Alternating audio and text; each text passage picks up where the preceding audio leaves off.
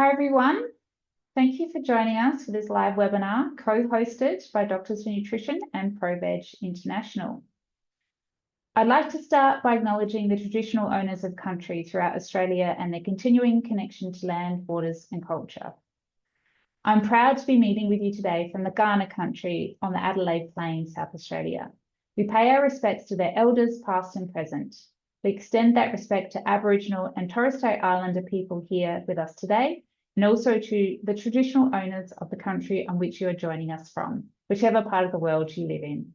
My name is Rebecca Stonor and I'm the CEO of Doctors for Nutrition, and I'm your host for tonight's webinar. Doctors for Nutrition is an Australian health promotion charity working for a future where whole food plant-based nutrition is widely used in disease prevention, management, and even reversal. Our webinars are one way that we provide educational resources to health professionals and their patients. These webinars are always free to watch live. The topic of today's webinar is preparing for Australia's new dietary guidelines, the case for plant-forward eating. And we are delighted to have 4 panelists with us this evening. Before we start the presentation, however, I have a couple of things I'd like to share with you. Today's webinar is co-hosted with ProVeg International. ProVeg works to accelerate the transition to a sustainable global food system by making plant-rich foods and alternative proteins more accessible and appealing. ProVeg has received the United Nations Momentum for Change Award and works closely with the key UN food and environment agencies. Our panelists will share some exciting news about a new chapter in this webinar today. Don't forget, early bird tickets are selling fast to the Doctors for Nutrition Lifestyle Medicine Conference to be held in Sydney on 28th November. Everyone is welcome to attend the event, whether you're a medical professional seeking CPD hours or an interested community member. We recently shared the program and we have some great speakers, including Dr. Christopher Gardner, nutrition researcher from Stanford in the USA. We also have some excellent, a panel of plant-based athletes, along with many other great international and Australian speakers. The conference will run all day Saturday, 28th November, followed by a networking session to conclude the day. The Lifestyle Medicine Certification exam will be held the following day for those who've registered. Don't miss out on early bird pricing. This ends 31st of May, so just 10 days away. Find out more about the conference and grab your tickets by clicking on the link in the chat box now. Now, as always, we have some housekeeping tips to help you get the most out of this webinar. We welcome you to open the chat box by the Zoom toolbar and introduce yourself. Make sure to select Send to Everyone so everyone can view your comments or questions. So let us know your name, your occupation, and where you are. DFN staff are helping me tonight in the background, and they'll help with any technical questions you may have. Now, for the best view, you can select Speaker View in the top right-hand corner of the window. And after our presentation, our guests will be available to answer your questions. So submit any questions through the Q&A option at the bottom of your screen and type your question anytime during the webinar. It doesn't matter when you think of it. We'll aim to get through as many of these as we possibly can. Now, dietary guidelines worldwide are increasingly recognising the importance of plant-forward eating patterns for both human and planetary health. As awareness grows around the links between our food choices, chronic disease, and environmental sustainability, tonight's webinar will explore why plant-forward nutrition is becoming central to future dietary guidance. A key focus will be on the upcoming Australian Dietary Guidelines draft and the public consultation process, which should happen later this year. So tonight we'll bring together global insight, public health perspectives, and practical advocacy. And during this session, it's an opportunity to learn, reflect, and contribute to the future of nutrition policy in Australia. So with that said, it's my pleasure to begin tonight's presentation and introduce the first of our panelists. Now, Ellen is coming from an airport in Geneva, so please be patient with her. There might be a bit of a delay. Ellen Wright is a Senior Science Officer at EAT. In this role, Ellen is part of the EAT Lancet Commission and the Communities for Action. Prior to joining EAT in 2023, She's had more than 10 years working experience from UN agencies and international organisations, including the Food and Agriculture Organization of the UN and the UN Refugee Agency. Ellen is a dietitian dedicated to working for access to healthier and more sustainable diets for all. She's currently pursuing a PhD at the University of Oslo, focusing on healthy, sustainable diets for children. So with that said, it's over to Ellen. Can you please share your slides? Thank you for this kind introduction. Yes, let me share my slides.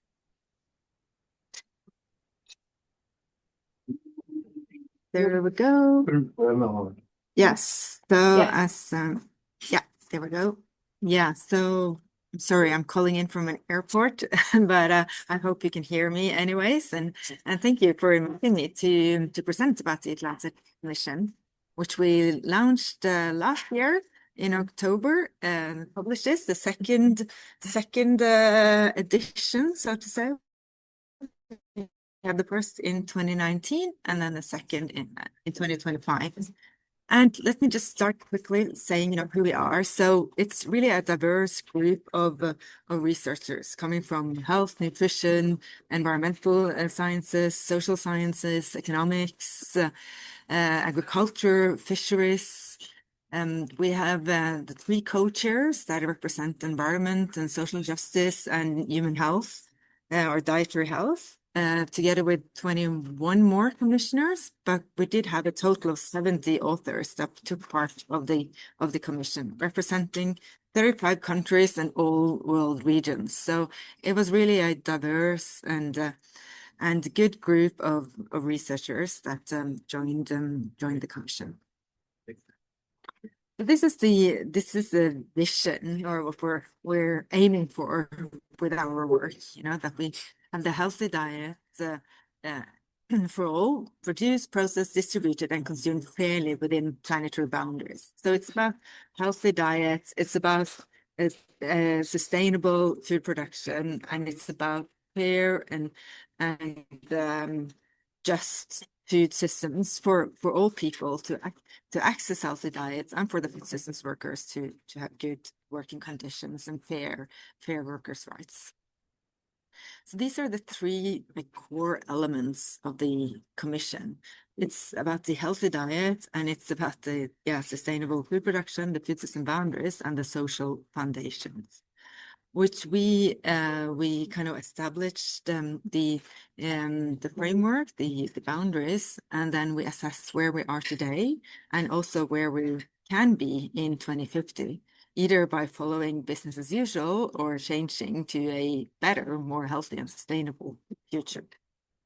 So I will spend most time on the healthy diet, but say a couple of words on the other dimensions first. So this is the planetary boundaries. So it's 9 different kind of Earth systems that are crucial for our survival and for food production and kind of the existence of humans on the planet. And the dark green here are like the impact we see from all sectors, and not just food, but like transportation and all sectors. And the dotted lines are the boundaries which we should not cross. And then we put on the food system, and we see that the food system is the major major cause for planetary boundary transgression. It has a major impact across like 5 or 6 of the different variables. And so it is really, really crucial that we do change the way we produce food, what we eat, how we distribute this, to be more sustainable for the planet and for us to have a good place to live. And then we further articulate the social foundations of a fair food system. So what are the kind of minimum conditions we need for us all to ensure that we have a fair system where people can access healthy foods at decent, affordable prices, but at the same time, the food system workers having a also decent pay and working conditions. So they're building on these three key human rights: the right to food, to decent work, and to a healthy environment. So for all these three human rights, we articulated like specific indicators of the social relations.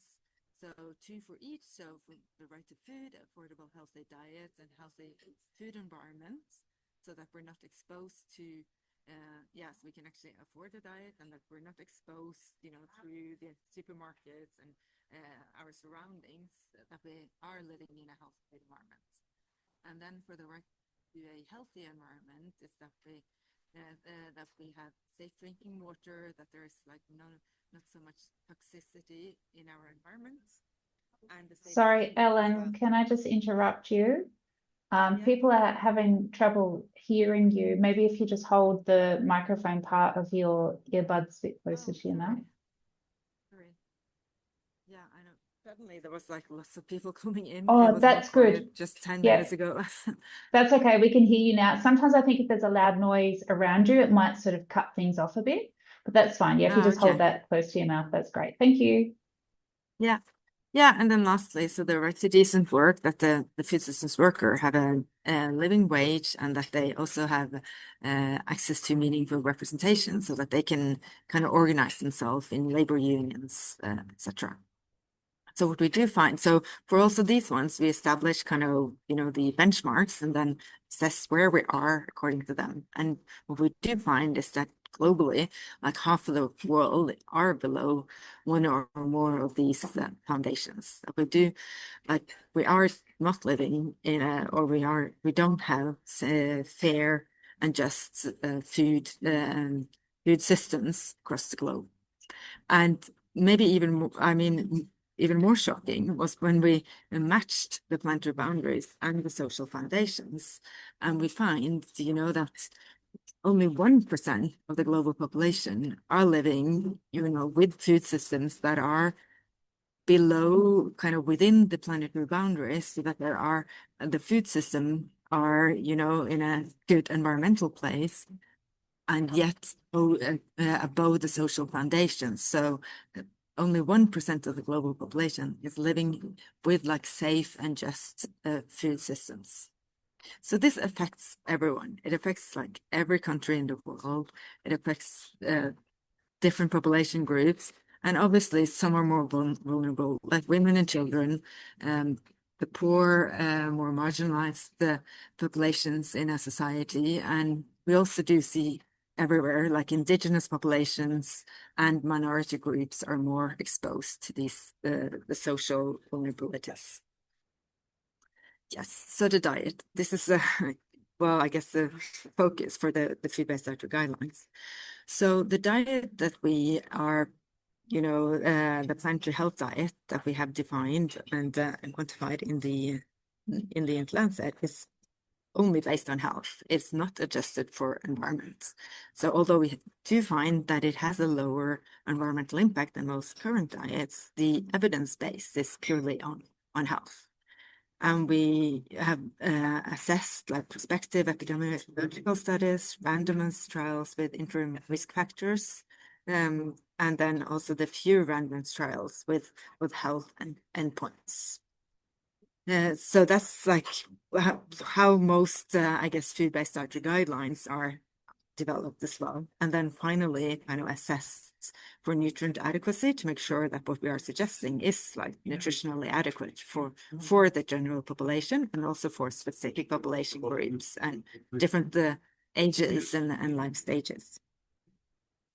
So what we do find is that, with great certainty, that, this dietary pattern is promoting good health, reducing the risk of cardiovascular disease, is nutritionally adequate for all age groups and all life stages. So, as in many national food-based dietary guidelines as well, a great generous variety of fruits and vegetables, plenty of whole grains, nuts, legumes, more moderate amounts of animal foods, and then, of course, limited sugar, salt, and ultra-processed foods.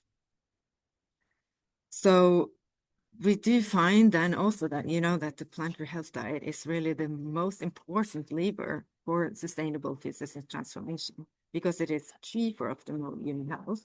And it is also, as we will see, key for environmental sustainability.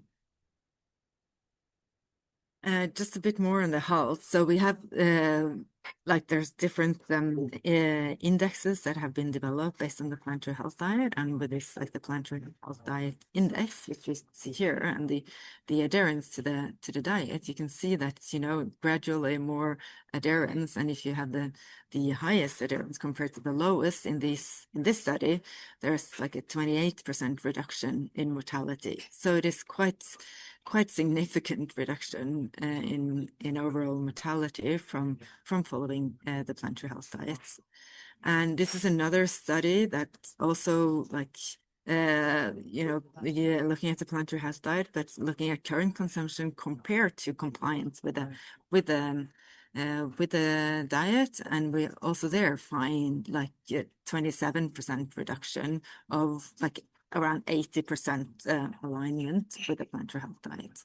But what this also illustrates is that, there are large varieties around the world. There are some countries where the current diets are already okay, and other countries where they are far away from healthy. So in this dietary transition and the food systems transition, there are different needs in different countries around the world.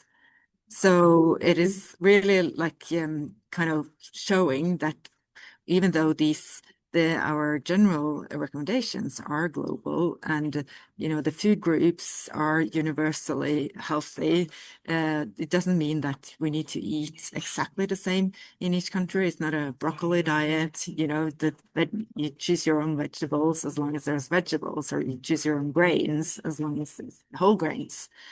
So it is really adaptable to different food cultures, to different agricultural conditions, and whatever preferences that are in individuals or in cultures. But this map shows that some countries have a longer way to go and need to push harder, and maybe we can learn a bit from each other as well.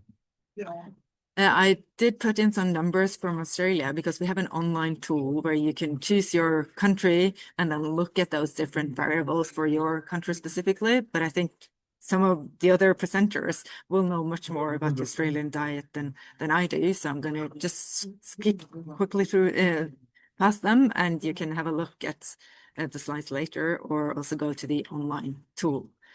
So, but we did find, also here, just kind of showing that for Australia, that there is a reduction in mortality and also in environmental impacts from changing from the current, the latest dietary survey report to following the planetary health diet. Yeah, so just coming back to what I said, it's it's not a one specific diet, it's a variety. It's choosing, the food that is the specifics that are suitable for you in your context. Well, and then just quickly on, we did check, model the future. So the consequences of changing to the planetary health diet, of improving agricultural production and reducing food loss and waste, and what, would be the outcomes in 2050. So what we do see is that here the orange is continuing with business as usual, whereas the yellow is changing diet, improving production, and reducing food loss and waste. And the purple one is additional climate change mitigation actions, really strict policies that have been recommended but not really implemented in many countries yet, but that we know have an effect. But what we do see is that, just going from the business as usual to the planetary health diet will reduce the environmental impact significantly around, this is a global number, but it really shows the effect that it has on changing from business as usual to a healthier diet, and reduce food loss and waste, together with better production as well. But that said, so changing diets it also then means changing what we produce. If the whole world is to change their diet into a more plant-rich diet and less animal food, this will obviously affect farmers and food producers. So we do see, like, globally and in most regions as well, that there will be, you know, less, well, I mean, we would need to reduce the production of meat if we are to consume less meat, and we need to then increase vegetable production. So what we kind of generally see is that there won't be like an overall decline in agricultural demand. There will still be work and labor in agriculture, but that there will be a shift. So, like, coming back to the justice lens, it's like extremely important that we help farmers, food producers in this transition, so that we don't only kind of demand change, but that we also support those that produce the food, so that they are able to make this change in a feasible economical way. Yeah, so I mean, we do need to change the trajectories. We are, you know, moving in the wrong direction on environment, on health, on justice. So we really do need like a significant food systems transformation. So and this is what we're seeing here on these trajectories. So that's why we also in the commission have identified, you know, specifically like evidence-based actions across health, environment, and justice that we could start doing immediately to have an effect. And I just wanted to like point out some of the more health and diet related, where you see also number 4 here, which kind of comes under the umbrella of celebrate healthy traditional foods and diets, where we point to the food-based dietary guidelines as not only kind of an entry point for healthy diets, but also an opportunity to include, you know, the more traditional, like healthy traditional foods and diets, and to highlight them and cherish them and bring that forward into, you know, public procurement, to school meals, and then making them more available and attractive to the population. So with that, I just wanted to, you know, conclude that we do know that we really need a food systems transformation in every country in the world to be able to have a healthier population, a healthier planet, and a more just food society. So with that, just thank you.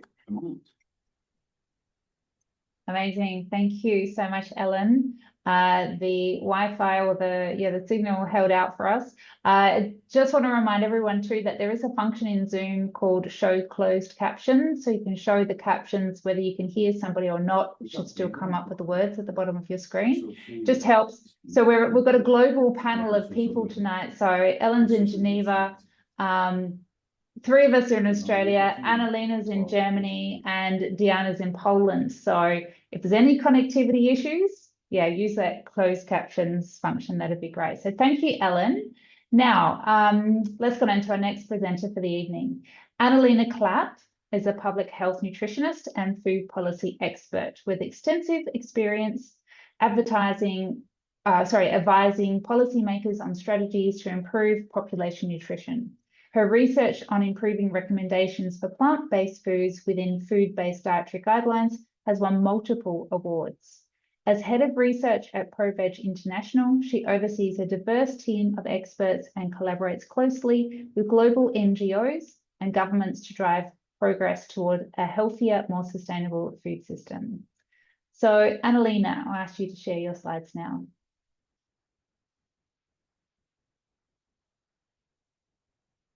Yes, can you see it? Wonderful. Yeah, perfect. Yeah. Thank you. Okay. Yeah, thank you so much for the kind introduction, Rebecca. And yeah, I will now talk about balanced dietary guidelines and how we can bridge climate, culture, and nutrition, and why it is so important for health and nutrition professionals to take part in the public consultation process. First of all, I would like to say just a few words about ProVeg International. So ProVeg International is a food awareness organization working to transform the global food system. And we engage with all relevant stakeholders to create a world where the food we eat is good for all people, animals, and our planet. And ProVeg has received the United Momentum for Change Award, United Nations Momentum for Change Award, and works closely with key UN food and environment agencies. And yeah, we create global impact with offices in 14 countries across 5 continents. And yeah, as Rebecca already said, I'm the head of research at ProVeg. And as part of my PhD thesis, I'm doing research on dietary guidelines. So I thought I start briefly by explaining why dietary guidelines matter. So food-based dietary guidelines, in short, FBDGs, are the government's recommendation for the composition of individuals' diet. And these guidelines can become a key element in food system transformation as they influence the food choices of billions of people and decision of key institutions and societies around the world. And here you can see the impact areas of dietary guidelines. So they form the basis for the development of food policies as well as health and nutrition programs. The guidelines are often the basis for recommendation for catering in community institutions such as kindergarten, school, company canteens, and hospitals. They give advice to citizens about healthy eating, and they serve as information source for health professionals and also for nutritionists and dietitians. So as you can see, they can have a big impact on many different areas. And as the majority of the countries worldwide have dietary guidelines, there is an enormous opportunity to use them to create global dietary change. So in fact, 140 countries, 14 countries worldwide have their own dietary guidelines. And here you can see an overview. And it is expected that other countries will follow in the next few years, especially on the African continent. But now let's take a deeper look, starting with the fact that all large-scale evaluations of FBDGs have shown that governments are lagging behind in integrating health and sustainability goals into national dietary guidelines. And as we already heard from Ellen, this is urgently needed because the emissions from food alone could use up all our carbon budget for 1.5 degree. So in fact, the 2 big sources of greenhouse gas emissions are energy and food production. So we cannot address climate change without moving away from fossil fuels. But even if we stop emissions from fossil fuels right now, the emissions from food production alone will take us well beyond the carbon budget for 1.5 degree and leave little room to reach the 2 degree target.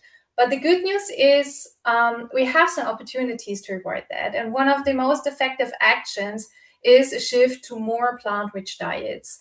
And this would actually not only be good for the planet, but also for the people, because a balanced plant-based diet can be very beneficial to our health. As a result, plant-based eating is increasingly recommended by scientists and nutrition societies worldwide as a healthy diet that, if followed on an ongoing basis, can reduce the risk of many lifestyle diseases. So there is strong evidence that people who follow a plant-based diet have lower mortality rates, lower cholesterol level, a lower risk of obesity. Plant-based diet can prevent and manage type 2 diabetes. There is a lower incidence of cardiovascular diseases, lower blood pressure, and a reduced risk of developing some forms of cancer. So a lot of good reasons why to follow a plant-based diet. But let's come back to dietary guidelines. So to have all of these great benefits of a plant-based diet, we need information to plan the diet well. And providing this information is the responsibility of food-based dietary guidelines, especially because nutrition and health professionals like you need this information to help their patients and their clients. And yes, as part of my PhD thesis, I published this paper here, a global analysis of national dietary guidelines on plant-based diets and substitutions for animal-based foods. And we evaluated 95 national dietary guidelines covering 100 countries from all over the world. And the main aim of this study was to determine whether and how FBDGs provide information that covers a broad spectrum of plant-based diets. So what do I mean with information that covers the broad spectrum of plant-based diets? For example, this one here. With every diet, whether it's flexitarian, vegetarian, or vegan, good planning is essential to avoid nutritional deficiencies. And we know that people who follow a plant-based diet are in general very well supplied with dietary fiber, beta-carotene, vitamin C, vitamin E, biotin, magnesium, and folate. But there are also nutrients that people eating a plant-based diet need to pay special attention to. And this includes vitamin B12, calcium, zinc, and omega-3 fatty acids, as well as iodine, iron, and vitamin D. And the last three are critical in the general population. So to just let you know, I marked this with an asterisk. So in summary, neither a conventional diet nor a vegan, vegetarian, or flexitarian diet automatically protects against deficiencies, but when properly planned to include all essential nutrients, then a balanced plant-based diet, can be very beneficial to our health. And our study demonstrates a considerable information deficit regarding healthy and sustainable food choices in current FBDGs worldwide. So I just picked out a few examples from our results. That's the study contains much more results. But for example, 18% do not mention plant-based sources of protein, 30% do not mention plant-based sources of iron, and 39% do not mention plant-based sources of calcium. But the good news is the current Australian Dietary Guideline provide this information on critical nutrients. And I very much hope that the updated version will do this again. And the guideline also has what I call inclusive food groups. So it includes plant-based proteins such as pulses, tofu, and nuts in the protein group, alongside animal-based foods such as meat, fish, and eggs. And plant-based milk alternatives such as calcium-fortified soya milk is also included in the dairy group. So this clearly signals that plant-based options are an adequate, healthy choice. However, given the significant health and sustainability benefits of pulses and legumes as a protein source, it would be better to change the order, to be honest, of the list here and put plant-based proteins on the top. We see this, for example, in New Zealand. So right here, legumes on the top, and it makes a difference. So whatever it's mentioned first, it is perceived as important, right? So that's one point. But the main criticism, I would say, of the current Australian guideline is the issue of sustainability. So sustainability considerations are only addressed in the appendix at the moment, rather than being integrated throughout the guideline. And current consideration focus primarily on reducing food waste, eating seasonal foods, and lowering water and energy use, which are, of course, all very important aspects. However, the section on sustainability and food consumption does not address the sustainability benefits of plant-rich dietary patterns or plant-based foods. And there is no discussion of the environmental impacts of high animal source food consumption. So even though we have a lot of scientific evidence on this, and this presents a missed opportunity to align dietary guidance with current evidence on human and planetary health. So the Australian government really needs to stop ignoring the elephant in the room. More and more countries are now integrating environmental sustainability into their dietary guidelines, especially in recent years. And I know that also the planetary health diet was a huge help with that. So I see more and more countries getting inspired by the Lancet Commission, which is amazing. But also, like more than 10 years ago, a nice example is also the guideline from Qatar, which have included this already in 2015 and prominently placed it here at the first point, emphasize a plant-based diet. And that brings me to the latest updates from Europe, where we also see more and more countries adopting the concept of healthy diets for people and the planet. And starting with my home country, Germany. So they incorporated the concept of sustainability as a fundamental requirement into their guidelines. And as a result, they have reduced their recommendation for animal-based foods and also introduced a dedicated legumes group. You can see that here. And our neighbor, Austria, has also updated its guideline, and sustainability has been incorporated here too. The main change is that they recommend more plant-based protein and less meat, fish, and dairy products. And what I also find very interesting is that they have a quite low meat upper intake recommendation. So it's 226 grams. To my knowledge, one of the guidelines with the lowest upper meat intake recommendation. And they also have a diverse protein group, including soya milk, yogurt, and tofu and tempeh. We also see a similar trend in Norway. What's interesting here is that Norway has chosen not to incorporate sustainability, but to focus solely on health.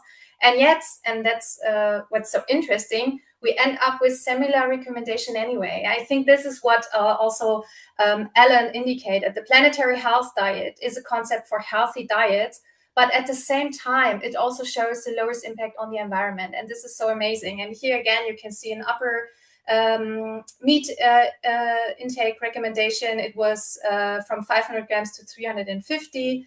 The protein group includes several plant-based options, and they also recommend plant-based milk alternatives, fortified ones, as an alternative to cow's milk. And then just a month ago, the Netherlands published also its updated guidelines and has also significant changes. So legumes were increased to 250 grams per week. Meat intake, again, reduced from 500 to 300 grams per week. Cheese intake was halved. And we have a dairy shift. So they encourage the alternation with fortified plant-based alternatives. And yeah, just to also show you again the meat upper limits of those updated guidelines, what we see in almost all guidelines that have introduced a meat upper limit is that it's around 300 grams per week, which is also in line with the planetary health diet. Then when we take a look at Australia, we see an upper limit of 455 grams per week at the moment. So I would love to see Australia move a bit closer to the planetary health diet recommendation. And now I would like to shift the focus slightly and say just a few words about why it is important for nutrition and health professionals to take part in the public consultation on the dietary guidelines, which is expected to take place this year. This was also part of my study, of the paper that I published. Because we ask ourselves, hey, what influences dietary guidelines guiding for balanced food choices? Because we hypothesize that dietary guidelines were influenced by economic interest and not just purely the best scientific evidence.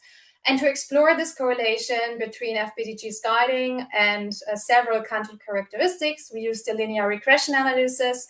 I don't want to go into much detail here. You can read that in the paper if you're interested in the methodology.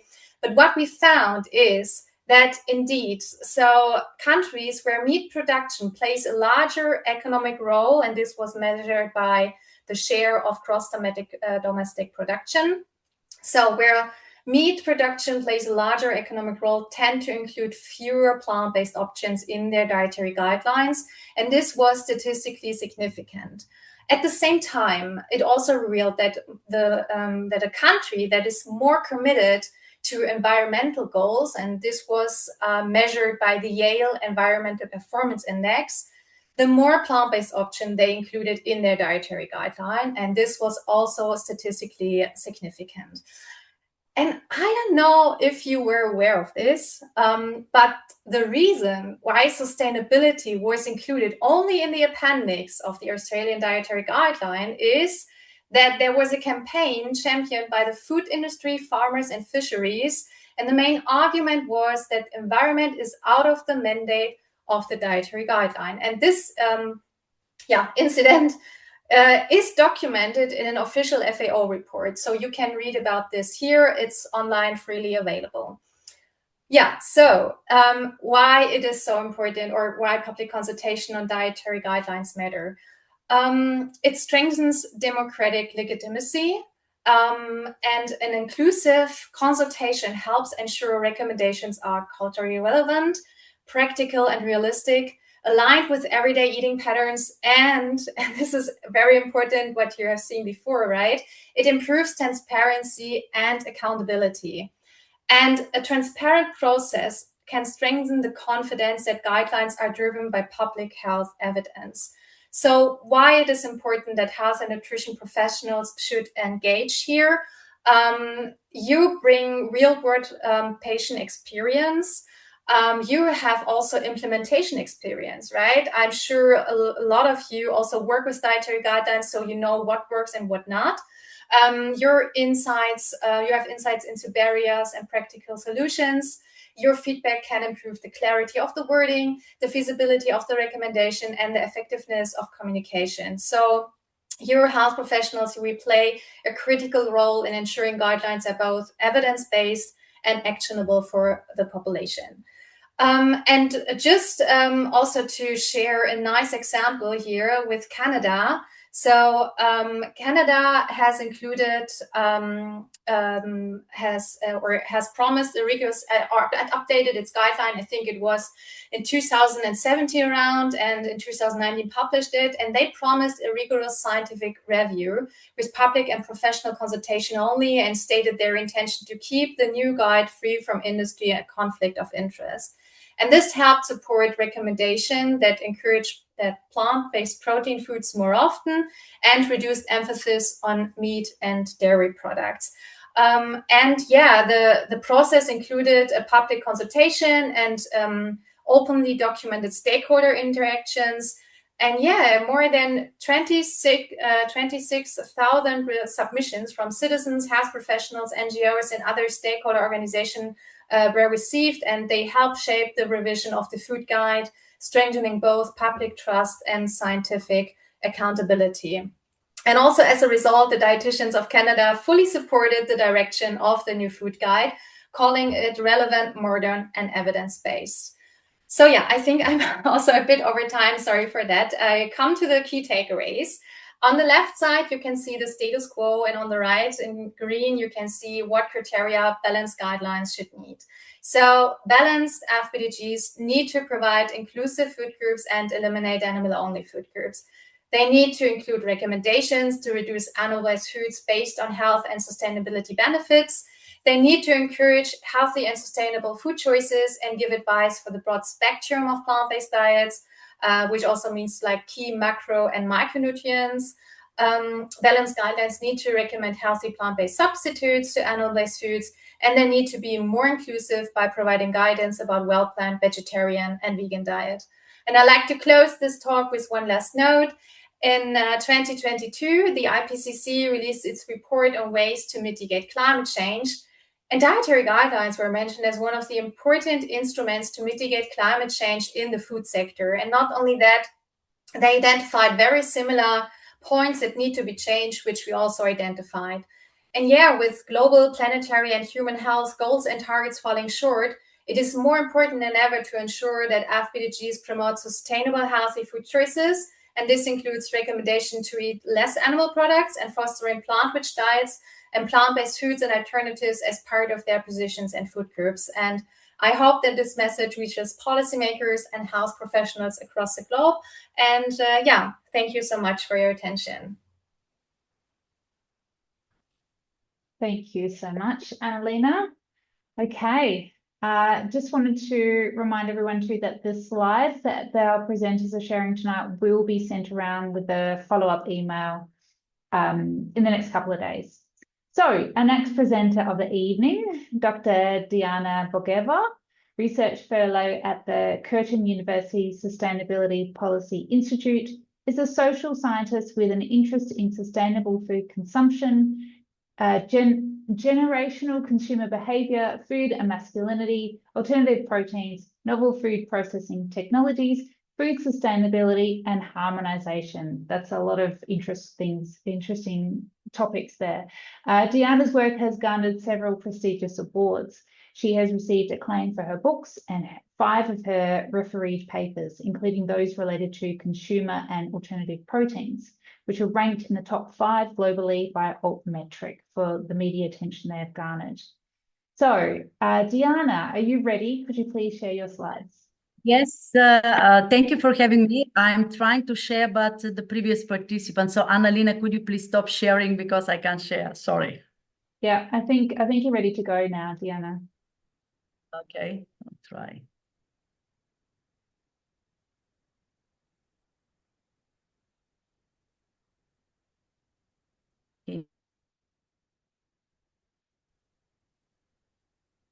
Okay. Yeah. Okay. You just Hi, everyone, present again. from- Today, Yep, that's I'd it. like to talk about something that sounds simple at first, food choices, but it's actually deeply connected to health, climate, identity, economics, and public policy.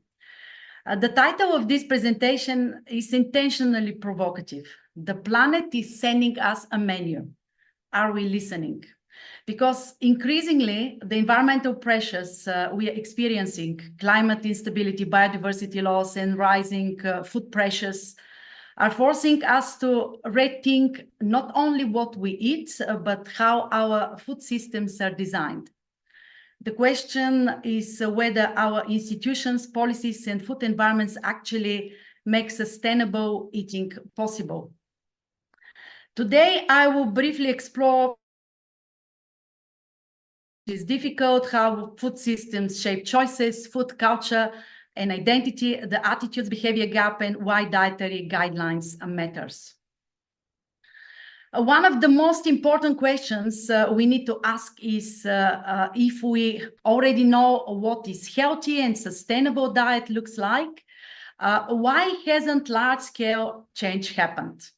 The answer is not lack of knowledge, and we saw this with the previous presenters. Most Australians already understand that diets richer in plant food and lower in highly processed food are better for both health and the environment. But behaviors is shaped far more by systems than by information. People generally choose what is available, affordable, familiar, convenient, socially normal.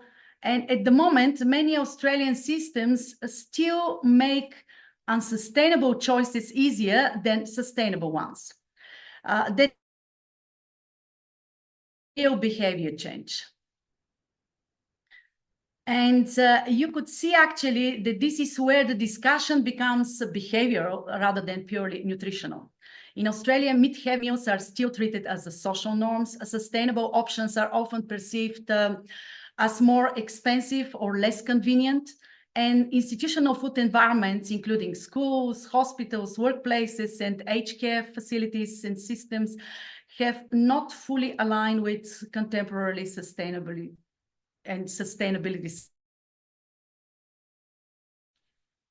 So even when individual wants to make healthier choices, the surrounding environment often pushes them in another direction. This creates what behavior science calls as systems mismatch. We ask people to change without sufficiently changing the environment around them. And are Australians ready? There is increasing evidence that Australians are more ready for sustainable dietary change than policymakers sometimes assume. Public concerns, sustainable affordability and food quality is rising, especially among younger Australians. At the same time, many countries are already integrating sustainability into their guidelines, and we saw this with Anna-Lisa's talk. But dietary change is never only about evidence. It's also about culture, identity, trust, institutions, economics, and political courage. And that is why this current revision of the dietary guidelines matters so much. Challenge is not longer scientific uncertainty. I think it is whether institutions are willing to support change. And you can see Australia's food systems has a significant environmental footprint. Livestock grazing dominates land use around 60% of Australian continent. Agriculture is a major driver of biodiversity loss and water pressure. We have already one of the worst extinction records in the developed world. Food production sits directly within that story. And Murray-Darling Basin, if you need to give an example, which much of the nation allocates around 70% of its water to agriculture. Much of it is linked to livestock systems and feed production. So climate change is making the systems more fragile. On top of this, experiencing constant drought, bushfires, flooding, and heat stress, to name a few. Food systems are not separate from environmental systems. Same. So this is not an abstract global sustainability conversation. This is Australian lands. We're talking about Australian water, Australian wildlife, directly shaped by what ends up on Australian plates, supported by the Australian farmers. And this matters because most Australians still connect food primarily to personal health, not to biodiversity, climate, water systems, or ecological resilience. This actually creates both and a public health challenge. Our food choices feel personal, but the food environment shaping those choices is political. Policies shape what food is subsidized, what becomes cheap, visible, available, economically accessible, and normal. Australian agricultural systems have historically prioritized livestock production and export economics. Over time, that has helped create environments where high meat consumption becomes normal, affordable, culturally reinforced, and institutionally embedded. Diets high in red and processed meat, we heard from the previous speakers, and diets that are low in whole plant food are associated with increased risk of cardiovascular diseases, type 2 diabetes, and some cancers. Dietary behavior is not produced by individuals alone, it is produced as system. So you can see food is never just food. Food is emotional. People do not eat nutrients. They eat identity, memory, comfort, traditions, belongings, and culture. This is particularly important where meat consumption is historically connected to ideas of national identity, masculinity, celebration, and social normalcy. In Australia, the backyard barbecue is not just a meat or a dinner. It is friendship, family, summer, celebration, and community. It is ritual. Lamb on Australian Day, we all know, is not just protein, it is identity. When public health says, just eat differently, it often misunderstands what food means in people's lives. This matters enormously for public health because any dietary guidelines that ignores this social layer is designed to fail. My research and the broader social sciences literature constantly shows that food change that tries to override identity, like judgment or cultural loss, often triggers resistance. But food change that works with identity, that expands what people already love, rather than taking it away, can succeed. The food system is not just supply chain and emissions, it's emotional and social. We need to know this.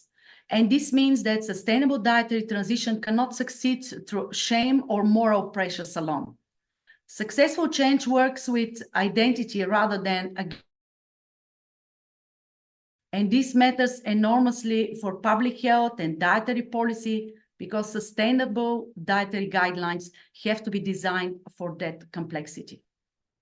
One of the most important behavior concepts in public health is the attitude-behavior gap. Many Australians express concerns about climate change, sustainability, health, and animal welfare. But everyday purchasing behavior does not fully align with these concerns. Why? Because alone rarely overcome convenience, price, habits, time pressure, social expectations, and the environments people move through every day. In other words, people do not make food choices in isolation. People make choices within the system that I try to describe, and I try to visualize this mismatch on the slide. Behavioral science consistently shows that people are more likely to adopt changes that feels easy, achievable, affordable, socially normal, and compatible with everyday life they live. That is why relatively small system support shifts can still have significant impact. For example, introducing attractive plant-based lunches in institutions, normalizing one plant-based day a week, improving affordability and accessibility of plant-based foods, and changing what becomes the default options. These approaches work because they reduce friction. They make sustainable eating feel achievable rather than disruptive. And importantly, this moves the conversation away from blaming individuals. The question is not simply whether people want to change, it is whether their environment allows change to feel realistic. In my view, there are three major barriers that sustainable dietary guidelines must address. First, normalcy. Right now, we all know meat remains the default for many Australian food settings. It is still treated as a center of the plate, the automatic option. Plant-based often framed as an alternative. And behavior science shows that defaults are increasingly and incredibly powerful. People tend to follow the path of least resistance. So one of the most important things that dietary guidelines can do is help shift the default, not ban anything, not moralize, but gradually make plant-forward eating feel normal, familiar, accessible, and expected. Because when healthier and more sustainable options become easier, more visible, and actually normal, behavior begin very simply to shift with them. And importantly, younger generation are already beginning to challenge all the assumptions of what normal food looks like. In my own research, many Generation Z participants already recognize the need for more sustainable and plant-forward eating. Food is deeply cultural and emotional and symbolic. It covers, I covered this aspect earlier, but would just say again, dietary change cannot succeed if it feels like cultural loss or moral judgment. They need to be kind of to hold in their that they care for family, care for community, care for country, care for future generations. And I needed to mention also that the third barrier is access and equity, because health and sustainable diet must be also affordable, realistic, and accessible for diverse population. This next slide is about my other thoughts. That dietary guidelines are often perceived and presented as nutrition advice, but in reality, they function as national infrastructure. Guidelines influence procurement, education, institutional food environment, and social norms. Without a clear national direction, environments don't shift. They neither do behaviors. So when dietary guidelines change, institutions gradually change with them. This is the only way to go.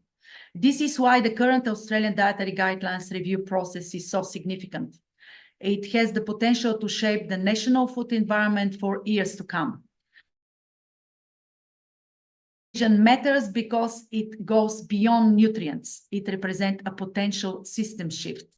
It can align Australia with emerging international scientific consensus, support healthier and more sustainable institutional food environments, strengthen public health, and improve long-term food systems resilience. Importantly, it may also help close the gap between what science already knows and what everyday environments currently make possible.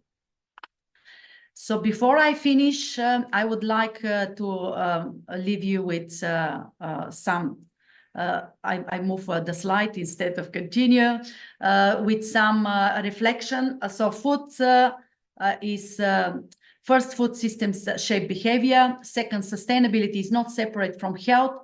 Third, dietary guidelines matter they influence systems. And finally, Australia now has an important opportunity. The current revision of the dietary guidelines is not only a technical nutrition update, it is also an opportunity to rethink what kind of food environments we want future generations to inherit.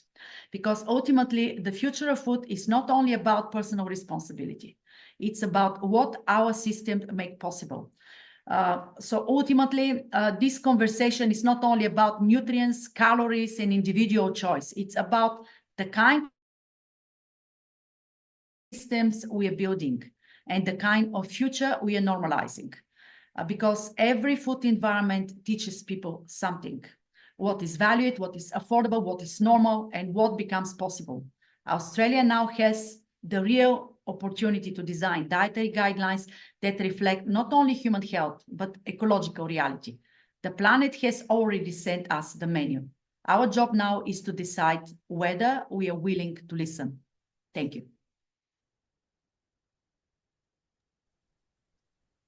Thanks, Diana. That was, a fabulous presentation. I can't wait to get into the Q&A. But we do have one more presenter of the evening. Now we've got Nadia. Nadia Schilling is the Executive Director of ProVeg Australia, a new chapter of ProVeg International, where she leads efforts to improve the Australian Dietary Guidelines and drive institutional food systems change across hospitals, aged care facilities, and public venues. Nadia is also a co-founder of Sprout Organic, a world-first vegan infant formula company, and has led strategic restructures across multiple food businesses. A recipient of the 2024 International Women in Business Award, she holds a Master of Business Administration and focuses on the practical implementation of nutrition science, from policy reform to on-the-ground food systems change. So, Nadia, are you ready to share your screen? 1 minute. Yep. Can you see? Yes, beautiful. Thank you. Wonderful. Thank you so much, Rebecca. And hello, everyone. My name is Nadia, and I'm so excited to be introducing ProVeg Australia for the very first time publicly. We are now officially the 15th ProVeg chapter across the globe, and I like to say that we are now on every single continent except for Antarctica. And look, I'll never say never.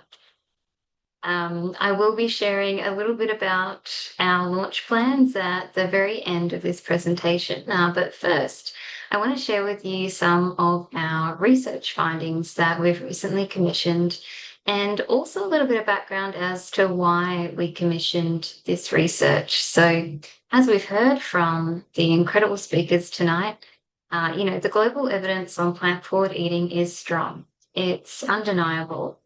But a lot of the studies that currently estimate the impact of Australian diets often extrapolate a lot of data from other countries to Australians. So, Australia has very unique disease burdens and healthcare costs that don't always translate. So we found that there was a bit of a gap.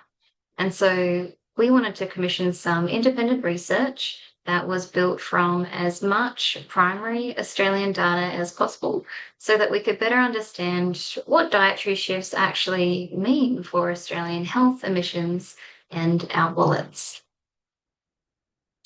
So what did we actually do? Well, we looked at the health, environment, and economic impacts of 5 different dietary scenarios. So we looked at our current Australian diet, the planetary health diet, 100% plant-based diets, and then 2 intervention scenarios. So we looked at current Australian diets, but with eating 1 plant-based day per week.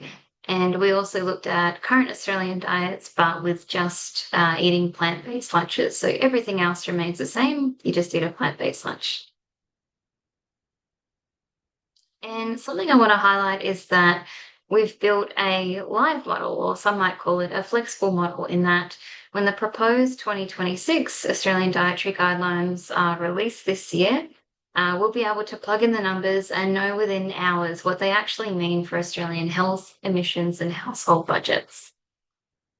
And lastly, a little disclaimer in that these are our preliminary findings. We are still iterating the model. It's a bit of a preview, just to obviously make sure that we've got the most accurate results. But what I will say in addition to this is that of the reviews that we've had of our modelling so far, a common opinion is that, if anything, our methodology is too conservative. So if anything, when we do release our final report, the numbers will probably increase. So I thought it was only fitting, given that the majority of the attendees tonight are health professionals, was to start by looking at the health impacts. So without further ado, let's take a look. So our headline findings for health were that if Australians were to shift to a plant-based diet, we could save up to 208,403 disability-adjusted life years, which is huge. We would also see up to a 55% reduction in coronary heart disease. We'd see up to a 16% reduction in obesity cases and up to a 12.5% reduction in colorectal cancer cases per year. And I know when we speak in percentages like this, sometimes it's easy to forget about, the actual amount of people that this impacts. So starting with coronary heart disease, that's over 30,000 people spared from heart disease. It's 1.4 million less people living with obesity, which is the equivalent to the entire population of Adelaide. And it's 1,968 people spared from colorectal cancer, which is the 4th most common cancer in Australia, but it's the 2nd most deadliest, ranking only second to lung cancer. But look, we're pragmatic. We understand that obviously Australia is not going to go plant-based overnight, and that's exactly why we wanted to model the positive impacts of these dietary interventions. So our study shows that if Australians were to embrace at least one plant-based day per week, often known as Meat-Free Monday, we could save still over 30,000 dailies per year.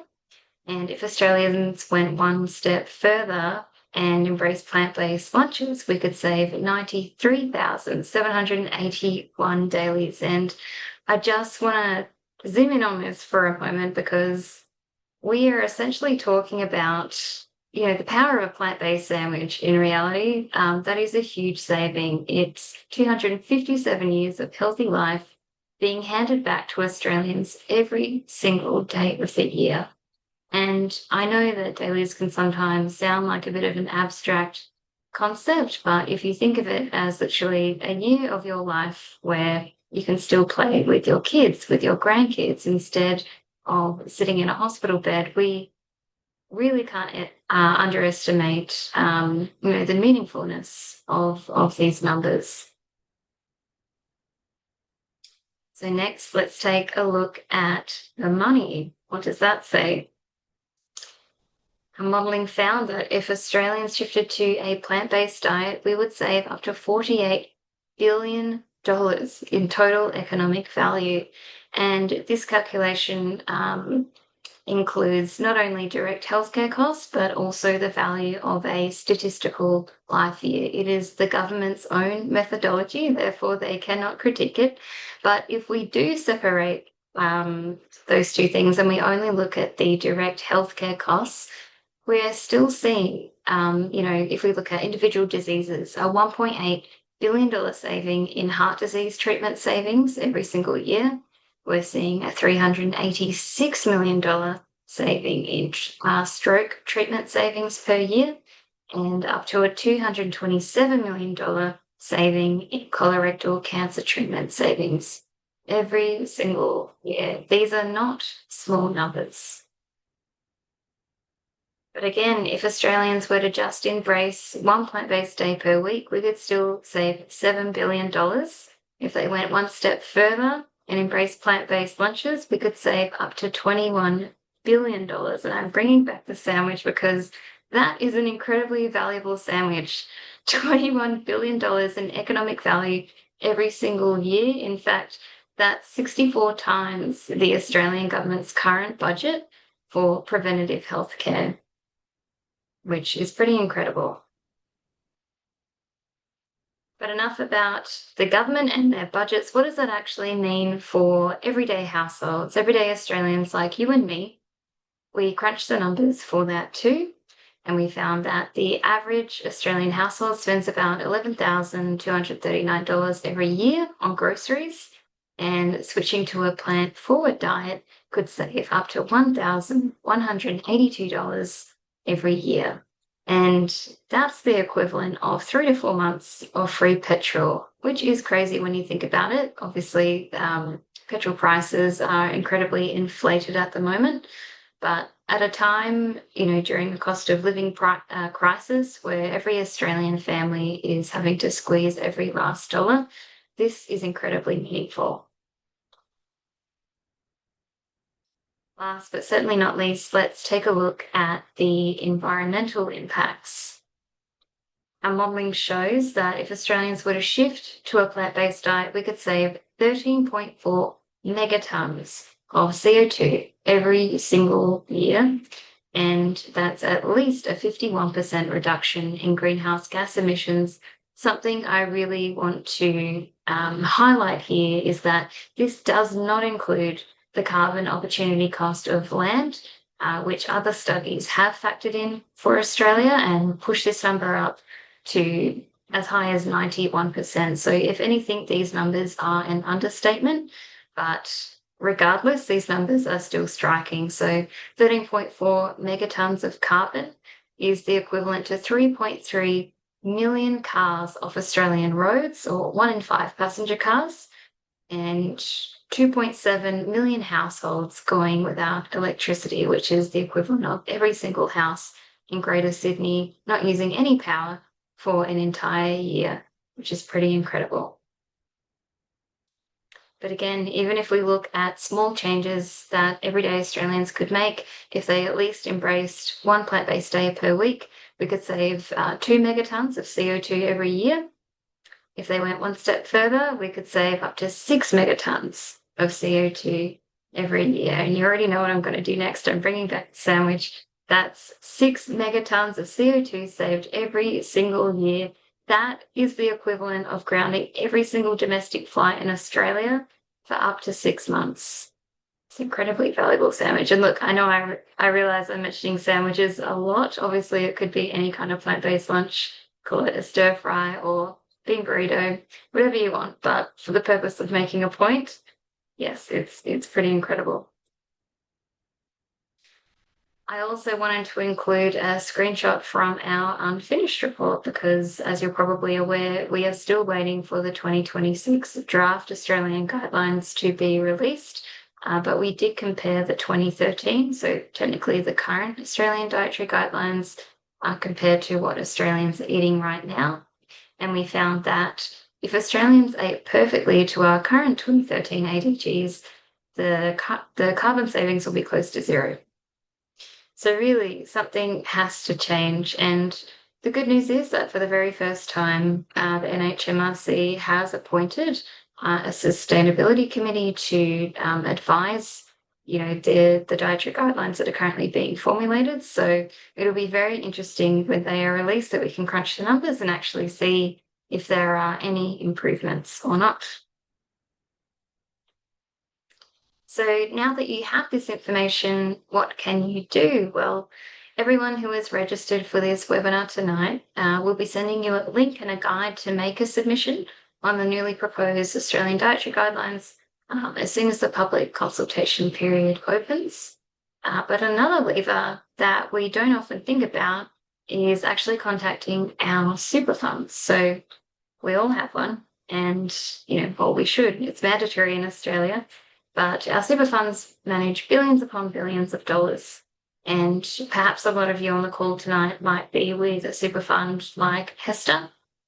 They, for example, manage over $100 billion, which is no small amount. And that money buys them a seat at a lot of tables. And when enough members signal, the changes that they want to make and what they care about, it can impact, you know, the type of companies that they invest in, and they can bring certain asks that their members bring to them. So it's a powerful lever that, yeah, as I mentioned, not many of us think about. And it's not theoretical either, in that, again, using Hester as an example, back in 2013, members spoke up and got them to remove all tobacco investments. I can't believe they even had to ask, but, you know, we shouldn't also be surprised. But it is a powerful lever that we can use. Sometimes it's even faster than pushing for policy change, so it's worth doing both at once. And a little bit more about our launch plan. So our official launch will be paired with the release of our full report. And when the 2026 Australian Dietary Guidelines are released, we'll then be heading to Canberra to present our findings to federal politicians and the NHMRC. I might be running out of time, but I did want to mention that in addition to our work on the Australian Dietary Guidelines, our second program that we're working on launching this year is called Million Plates, which is all about working with large institutions like hospitals and aged care facilities to implement plant-based default menus without removing choice. And they're incentivized in a way to meet their carbon emission targets. So everyone wins, and we're already seeing a lot of interest in this program despite not actually launching it technically yet. So that's a very good sign. So please stay tuned. And if you'd like to learn a little bit more about our programs, please do head to our website at www.proveg.org.au. And that's it from me. I had to show you the sandwich one last time. Thank you very much. Thank you so much, Nadia. I'm actually getting really hungry now looking at that sandwich over and over. It looks like quite a mouthful, but probably quite delicious. It looks like Ellen's had to jump off. Is that right? Can't see her face anywhere. Okay, so yeah, she's gone to a gate to board her flight. So thank you all very much for your presentations. It's been really great to see the global insights, as well as Nadia bringing it back to what you've done with your report as well. And we've probably got about 15 minutes of question time. So we've got a couple here that people have brought up. And yeah, I guess I'd like to start with, do we have any questions for each other? And I'd like to mention too, Nadia, that I'm looking forward to working with you. DFN can definitely support ProVeg in what you're doing. So it's going to be great. So, okay, there was a question. Now, let me see. For Anna-Lena, somebody would like to hear your thoughts on the dietary guidelines regarding the dairy group. So basically around the world, why is dairy separate? And could there be an opportunity to include a wider range of suitable alternatives of calcium-rich foods to better reflect dietary patterns? And educating people on other sources of calcium. This is such a good question because, I agree. I would actually also like to see a different approach, because this approach where dairy is a separate group, I think it caused the current situation that most people, when they think about calcium, they only think about dairy. And this is a problem because we have so many other great calcium sources. I mean, it doesn't mean that you can't consume dairy as a calcium source anymore. It just means, hey, we also have green leafy vegetables. We have calcium-rich mineral water. We can also use calcium-fortified plant-based milk alternatives, or even tofu, because tofu is often also with calcium. So yeah, I would also like to see a different approach. And we see this, maybe you remember the slide I showed from Canada.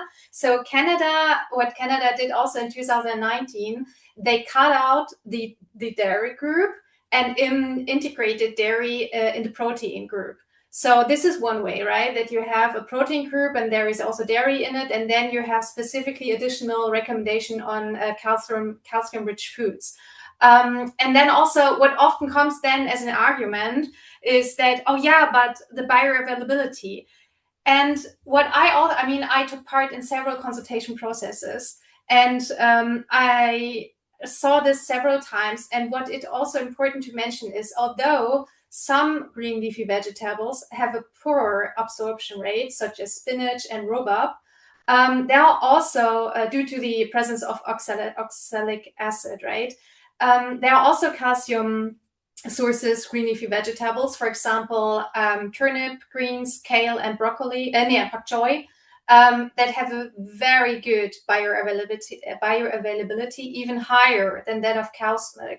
And also calcium fortified soya milk is a good source. So yeah, it is a good way. And also I looked it up. Spain has also updated its guideline, I think 3 years ago. And they also have now integrated dairy in the protein group. So I think that could be a good solution. Yeah, that's great. I think people don't realize, I guess that's a marketing thing, that there's calcium in so many different things. There's iron in so many different things. Protein, why does it even have to be a separate food group? Because it's in everything, you know? We have a fabulous presenter who, Christopher Gardner, will be talking about protein wars and planetary health at our conference. So yeah, as far as dietary guidelines go, it'd be great to include other sources. So I guess thinking about the medical professionals, we do have general public watching today as well. But how can people get involved when, I guess I haven't been involved in the consultation process. Anna-Lena, have you seen much in the past with what happens during consultation process? From my experience is that a first draft is published online at a certain point, and then you can review it and provide feedback. And it's actually pretty, I mean, you need to take a bit time because you need to read through this whole document. Or you can even, what I also sometimes do is that you just use the keyword search, makes it a bit easier, and then look for what you are specifically interested in, and then look, okay, what is the wording? How do they justify what they say here? Because sometimes they make a statement and you feel, that's not entirely accurate. And then you look into the source, and even the source is not really backing it up. So it's worth taking a look at this as well. And then, yeah, you can provide feedback, ideally backed up with also evidence. So it can be really helpful. I mean, we saw a lot of evidence today, so you can just use some of that. And I think you will share some papers after that also with the audience. So you can use that and then share it with the scientific advisory group. And then there is a certain deadline for the submission. Then they will incorporate and review all this and publish the final guideline. So we'll be letting our audience know. You'll probably hear publicly, they'll be all over the media that the draft is available. But as soon as we know, we are subscribed to the NH and MRC mailing list, we will be letting everybody know, and we'll share it with all the email addresses we have from the attendees. So that'd be great. So sort of thinking ahead, I'm very confident that our dietary guidelines will be more plant forward. So they have a sustainability working group, and they've been looking into that aspect, which would be great.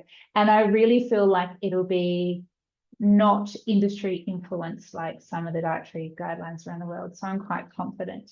And looking forward, I think medical professionals will need some assistance in talking with their patients about this. So yeah, that's where organisations like ours will step in. ProVeg and DFN will be able to give that sort of guidance, I guess. But maybe that's the next webinar. We can all get together and talk about how we then implement, because it's one thing to have dietary guidelines. We can all see around the world that they're not being followed.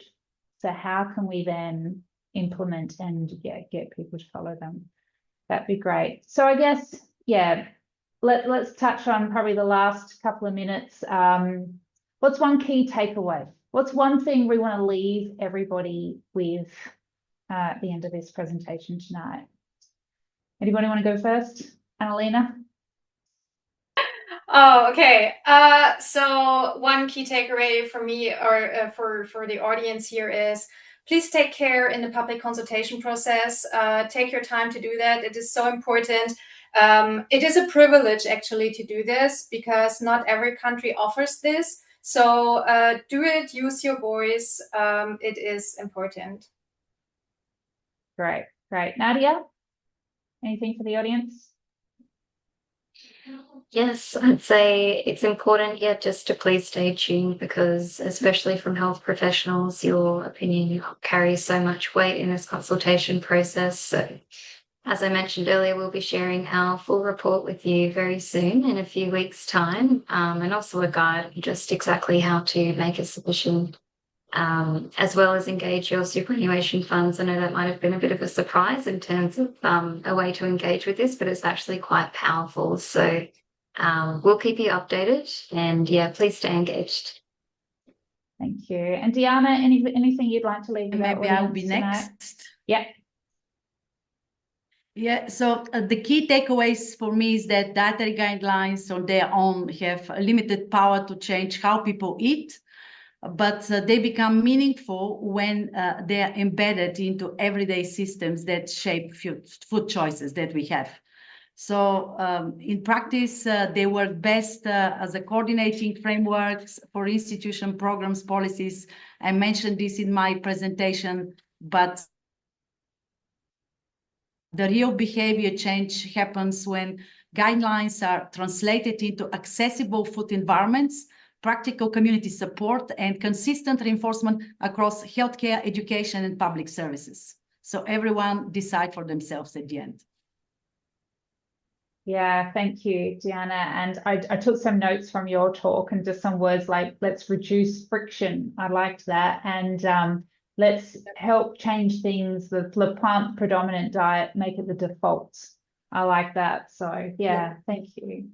All right, thank you again, everybody, for this wonderful presentation. And again, we'll share the presentation plus the slides with everyone at the end in the next couple of days. So yeah, we're extremely grateful for you to give us your time tonight and share the insights you've done with us today. I'm sure everyone watching has found the presentation very informative and feel empowered to comment on the dietary guidelines when they're released later this year. So yeah, hope this information is beneficial to everyone. Now, evaluation survey. Elena, would you like to pop that up? Over the next coming days, you'll receive an email with this evaluation survey, but you can take a shot of the QR code now and yeah, complete the survey. It'll help us develop future webinars as well, and it'd be very much appreciated when you fill it out. Now, always at the end of a webinar, we always have to mention a couple of things. We have a membership. I don't know if you know, but if you're a DFM member, it's open to everyone worldwide. So those watching around the world, you can become a member as well. It's a way of supporting us and our work, but also you get a lot of content as a part of that. So medical professionals, community members, students, and concession card holders, and there's different pricing for everyone. And now one of the perks of becoming a member is you can watch the entire library. So I think we're up to 23 webinars so far. You can watch an entire library of webinars at free anytime as part of the membership. And we've also got members only exclusive discounts for events and different things, including our conference. So if you want to know more, Elena will share a link in the chat box now. And if you're interested in becoming a lifestyle medicine practitioner or health professional, now's the time to enrol to complete the prerequisites ahead of the exam in Sydney on 29th November. The exam's on the 29th, our conference is on the 28th. So enrolments close the 1st of November. So download our free guide to certify this year and click on the link in the chat box. Now, just want to let you know that Doctors for Nutrition is only funded by grants and donations from like-minded people like yourselves. We are not industry funded. We're not influenced. So you can be assured that our information we provide is evidence-based. And if you'd like to support us monthly or even the cost of your daily soy flat white, please scan the QR code on your screen now. And finally, if you'd like to know more, we have a range of health topics and different things on our website, so you can head there now. And again, thank you everyone for joining us. It's been a fabulous, insightful webinar. So yeah, have a great evening.